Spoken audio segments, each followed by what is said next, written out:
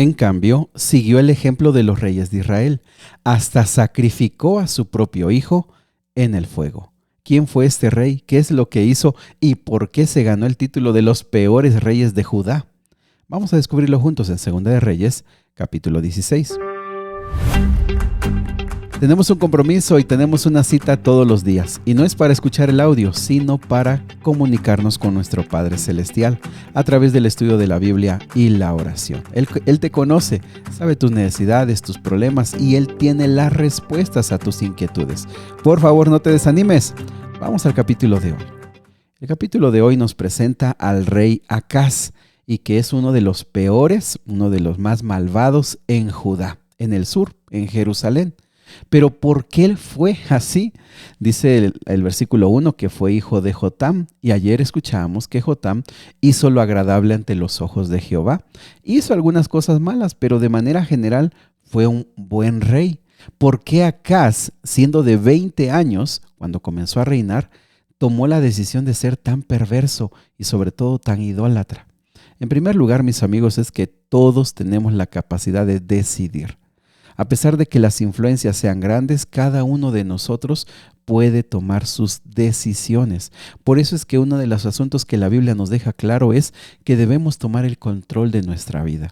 Y con la fortaleza que viene de Dios y con el Espíritu Santo en nuestra vida, podemos llevar nuestras decisiones por el lado correcto, porque Dios puede actuar en ti. Así que no te olvides de esto, que es muy importante. El versículo 2 dice que no hizo lo agradable ante los ojos de Jehová, como lo había hecho David. Y aquí viene la segunda parte. ¿Por qué fue tan malvado? Porque dice el versículo 3 que siguió el ejemplo de los reyes de Israel. Tenía muchos buenos ejemplos, comenzando con su padre. Pudo haber hecho reformas, pudo haber hecho grande el reino, pero no. Él siguió el ejemplo de los reyes de Israel. Recuerda, todos los reyes de Israel fueron malvados. Unos un poco menos, como Jehú, pero la mayoría fueron muy perversos. En cambio, en Judá hubo muchos reyes buenos y algunas excepciones. El ejemplo y la influencia. Es cierto, la gente influye. Y muchas veces ni nos damos cuenta cómo la influencia de las personas nos va cambiando poco a poco. Tú quizá te has dado cuenta, pero quizá no. Y es por eso que creo que esta mañana es conveniente repasar eso. ¿Cuánto estamos siendo influenciados? ¿Habrá alguien que se agregó a tu vida no hace mucho y ahora te estás dando cuenta que ha estado cambiando tu conducta, tu forma de pensar y tus palabras? Bueno, para Acaz, los reyes del norte eran lo mejor y siguió su ejemplo. Ahora, ¿por qué se dice que fue tan malvado, tan perverso? Por dos razones. Vamos a ver cuál es la primera. La primera tiene que ver con la idolatría, con el paganismo, y con que llevó al pueblo de Judá a una perdición total en cultos idolátricos, paganos y perversos. El versículo número 3 y 4 dice que llegó a ofrecer a su propio hijo en el fuego, que hizo prácticas detestables que las naciones paganas hacían antes en Canaán. Ofreció sacrificios, quemó incienso, estuvo en los santuarios paganos, en las colinas y debajo de todos los árboles frondosos. Mira, estos versículos apenas si nos alcanzan a decir todo el tipo de diferentes cosas de adoración perversa. En primer lugar, quiero explicar la adoración a Moloch, que es la de ofrecer a los hijos en fuego. Moloch era un dios que, por cierto, hasta el día de hoy se escucha de ese dios. Ese dios ya existía allí en la región de Canaán. De hecho, se sabe que quizás sus orígenes se remontan a los fenicios. Este era un ídolo que tenía como forma humana, pero una cabeza de un toro. Ellos lo representaban a través de una estatua de bronce de un tamaño más grande que una persona. Lo hacían hueco y tenía los brazos como extendidos, como queriendo tomar algo, recibir algo. Entonces, los que hacían estos cultos tenían una música principalmente de muchos tambores. Se le ponía fuego dentro de esta estatua de bronce, dentro de este ídolo de bronce, como te dije, es muy grande.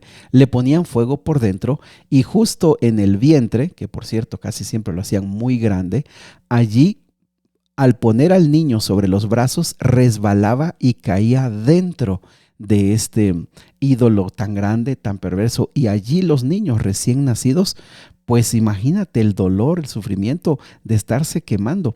Se dice que los padres también seguramente tomaban ciertas cosas para estar como en un trance y a través de la música y los tambores, pues dejar de escuchar el dolor y los gritos de estos bebés. Eso hizo este rey. Eso hizo este rey.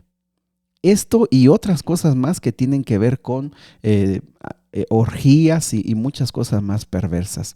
Pero el problema no es solo que lo practicó, sino que lo promovió. Él volvió a colocar las columnas, él volvió a colocar los santuarios paganos. Hizo todo esto porque su mente estaba totalmente perdida. Por eso les digo, mis amigos, estamos estudiando aquí que cuando el ser humano no se refrena, cuando el ser humano se aventura a desarrollar toda su maldad, no sabe el límite, no sabe hasta dónde puede llegar. Ahora, miren, es que aquí no tenemos toda la información, pero vamos a leer de este rey un poco más en Crónicas y también vamos a leer de él en Isaías y vamos a ver cómo Dios, a pesar de que este rey era tan malvado, cómo Dios todavía lo seguía buscando y le tenía tanta misericordia por amor a su pueblo Israel. Por eso, mis amigos, cuando vemos estas historias, cuando las tratamos de analizar y tratamos de imaginar cómo fueron estas historias, no podemos menos que reconocer la gran paciencia que Dios tiene con el ser humano. No podemos menos que decir, Señor, tú eres un Dios, pero qué paciente y qué lleno de misericordia para con nosotros los seres humanos. Por eso es que al tomar esto, mis amigos, tenemos que meternos en la cabeza. Dios siempre tiene sus brazos abiertos. De las peores perdiciones, Dios ha rescatado a sus hijos si ellos quieren. Así que sus brazos siempre están abiertos. Si Él estuvo con estos reyes, por supuesto que está con nosotros.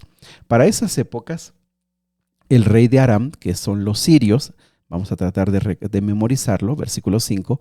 Resín, el rey de los sirios, y Peca, el rey de Israel, se unieron para venir a pelear contra el rey Acaz, el de Jerusalén. Otras porciones como Isaías, como Crónicas, nos cuenta más la historia.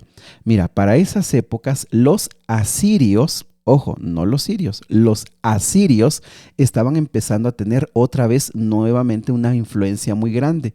Y al parecer, y aquí vamos a empezar a ver el segundo problema de este rey, el rey Acaz de Judá estaba como interesado en apoyar a los asirios. Entonces, los sirios y Peca, el rey de Israel, vinieron a atacar a Jerusalén para quitar a Acaz y poner a alguien en su lugar. Para eso, Isaías vino con un mensaje de Jehová y le dijo a Acaz, Acaz, Dios te va a proteger, Dios te va a dar la victoria, solamente confía en Él y Dios te va a librar. Y Acaz, fíjate, lo escuchó, pero no le interesó si Dios estaría o no estaría con él. Ahora se le empezaron a complicar más las cosas, porque dice el versículo número 6, que por esos días también el rey de Edom está en el sur de Judá, también se rebeló y recuperó la ciudad de Elat y corrió a los judíos. Ojo, subraya el versículo número 6, porque donde dice aquí expulsó a la gente de Judá, es la primera vez que se les dice judíos. Aquí no se traduce así, pero hay versiones que sí dice expulsó a los judíos.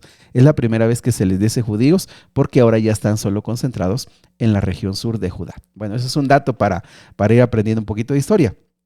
Entonces, está atacado, pero Dios todavía lo protegió, no lo pudieron vencer, dice el versículo 5, pero aquellos se fueron molestos. ¿Qué hizo Acaz? A pesar de que se le dijo, Dios está contigo y te va a proteger.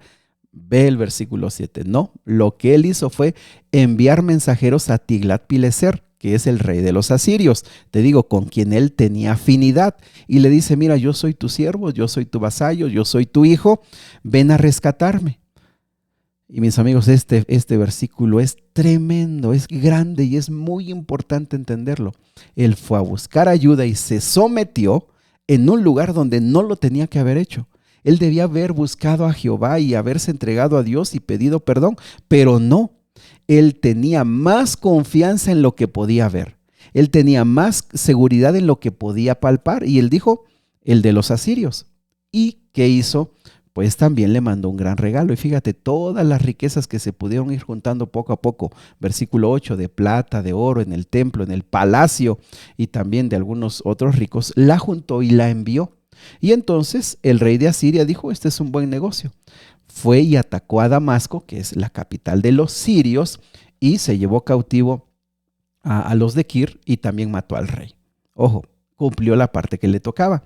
Entonces, para este momento, Acaz está interesado en hacer más alianzas con el rey de los asirios, con Tiglat-Pileser. Versículo número 10. Así que lo va a buscar en Damasco. Damasco es la capital de los sirios. Y ahí está con él otros comentarios y por lo que se dice en Crónicas y también dice un poco Isaías, se considera que más que visitar al rey, Tiglat-Pileser fue a reconocer su poder y reconocer que él estaba bajo la autoridad de los sirios. Pero fíjate, allá se dio cuenta que había un altar novedoso. Y él le pidió a un sacerdote, ¿sabes qué? Toma todos los datos, quiero uno igual allá en Jerusalén. Este sacerdote se regresó, Urías, y antes de que el rey pudiera regresar, él ya tenía un altar como aquel.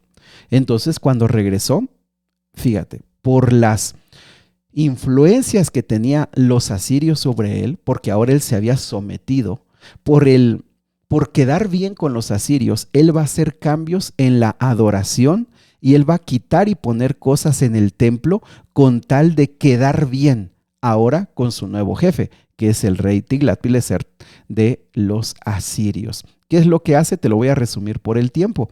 El versículo número 3 dice que él puso su altar, presentó ofrendas quemadas, versículo número 13, él se pone como sacerdote. Acuérdate, un rey hizo eso y le cayó lepra, a este no. ¿Por qué? Solamente Dios lo sabe. Pero también movió el altar del Señor, lo puso un poco, vamos a decir, lo cambió de lugar para no enredarnos. Y en un lugar más especial puso él su propio altar. Y él dio las instrucciones al sacerdote y le dice, aquí vas a presentar las ofrendas y aquí vas a hacer todos los sacrificios como para Jehová, pero ahora en mi altar, en el que yo pongo, en el que yo puse. Y también movió versículo 17 y 18, lo que quiere decir es que recogió algunas de las riquezas que tenía el templo, que más adelante las van a perder cuando sean invadidos. Pero no solamente eso hizo, sino también el versículo 18, se dice que es bien complicado interpretarlo del hebreo, pero más o menos la idea es que para esas épocas había como una banqueta, un camino, un pasaje entre el palacio y el templo, que lo que hacía era que ayudaba para que el rey fuera más rápido, más fácil al templo. Bueno, él lo quitó. Y aquí sí hay esa palabra, el versículo 18 dice por deferencia, es decir, para quedar bien con el rey de Asiria. Dos problemas tuvo entonces. Él llevó a la nación a una perversidad terrible. Y en segundo lugar, él no buscó a Jehová, buscó mejor un soporte, una ayuda en Tiglat-Pileser de los asirios y movió toda la adoración, quitó y puso y rompió para quedar bien con los nuevos dioses que él tendría por parte de los asirios. Algo que quiero que no se te olvide es que este Acaz, que dijimos que empezó a adorar a Moloch y lo instituyó, lo hizo en un lugar que va a ser bien importante, en el valle de Ginom o en el valle de hijo de Ginom. ¿Sabes que este lugar, él allí empezó? Es un valle que está más o menos como al sur de la ciudad de Jerusalén. En ese valle él comenzó a hacer la adoración a Moloch. Reyes más adelante lo van a dejar como tradición. Allí van a matar niños, allí van a sacrificar personas, allí van a hacer ritos terribles, paganos, pero lo instituyó Acaz. Más adelante eso se va a hacer una tradición.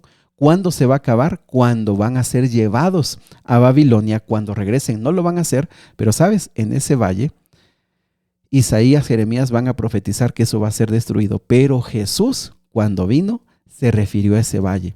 Ese valle de perversidad y de maldad lo comparó con el Gená. Ese es un tema bien interesante porque ese lugar se convirtió como en un basurero y el Señor dijo así. para que entendieran el tema de la destrucción final de los impíos, como en ese valle. Bueno, de eso vamos a conocer más adelante, pero aquí la pregunta, mis amigos, básicamente para orar es, número 1, ¿quién influye sobre nosotros? Número 2, ¿qué decisiones estamos tomando? Número 3, ¿en quién confiamos y en quién buscamos ayuda? Y número 5, ¿realmente estamos adorando a Dios como se debe? ¿O cada uno de nosotros estamos adorando a Dios como sea, como caiga? ¿Realmente Dios es nuestro Señor y Padre? Mis amigos, que nuestro corazón y nuestra mente sea solamente de nuestro Padre Celestial. Querido Señor, quédate con nosotros hoy, ayúdanos a repasar nuevamente este capítulo y si tú nos quieres hablar a nuestra mente, ayúdanos a entender por qué fue tan perverso, tan malvado este rey. En el nombre de Jesús. Amén.